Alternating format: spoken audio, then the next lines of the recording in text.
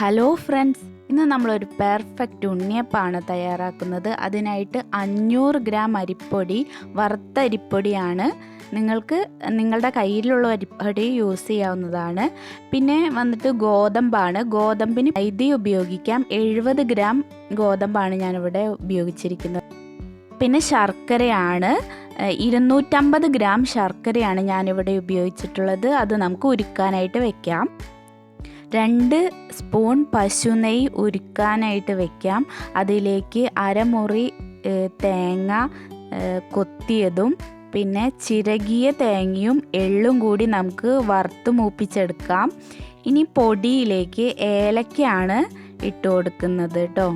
പിന്നെ പൊടിയിലേക്ക് ചേർക്കുന്നത് 200 ഗ്രാം പാളയംകോടൻ പഴമാണ്. പാളയംകോടൻ പഴത്തിന് പകരം റോബസ്റ്റോ കദളിയോ നമുക്ക് ഉപയോഗിക്കാം.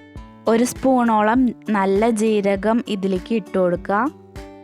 ചൂടാറിയ മൂപ്പിച്ച് വെച്ച നാളികേരക്കൂട്ട് ഇതിലേക്ക് നമുക്ക് 1/4 സ്പൂൺ ഉപ്പ് ചേർക്കാം.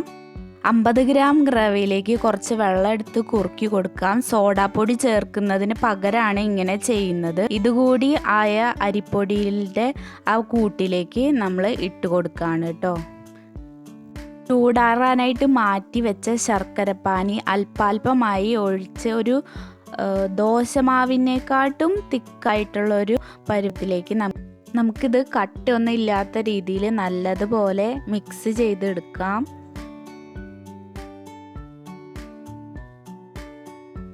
മാവ് ഒരു അരമണിക്കൂർ നമുക്ക് മാറ്റി വെക്കേണ്ടതുണ്ട്. ഇതൊന്ന് സെറ്റ് ആവാൻ വേണ്ടിയിട്ടാണ് കേട്ടോ.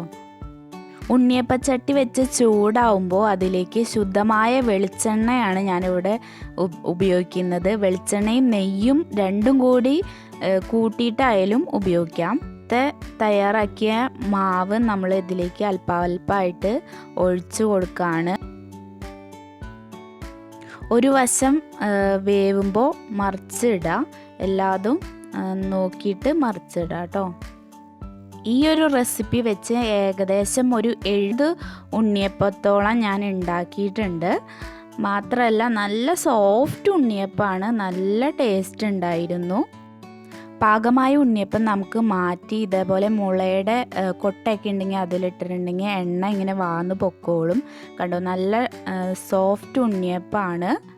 എല്ലാവരും വീട്ടിൽ ഇത് ട്രൈ ചെയ്ത് നോക്കുക.